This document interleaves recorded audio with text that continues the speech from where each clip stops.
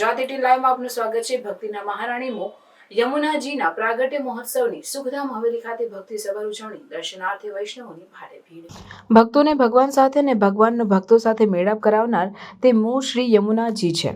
પુષ્ટિ માર્ગમાં વૈષ્ણવોની મો એ મો શ્રી યમુનાજી શહેરના પૂર્વ વિસ્તારમાં વાઘોડિયા રોડ પર વૈષ્ણવોના હબ સુખધામ હવેલીમાં પ્રભુ શ્રી દ્વારકાધીશ રાજાધિરાજ ગિરિરાજ ધામમાં પ્રભુ શ્રી ગોવર્ધન યમુના નિકુંજમાં મો યમુનાજી બિરાજમાન છે। વ્રજ જવું વૈકુંઠ ના જવું મને મારું સુખધામ વહાલું લાગે એમ વૈષ્ણવો માટે સાચે જ સુખધામ વ્રજ બની ચૂક્યું છે।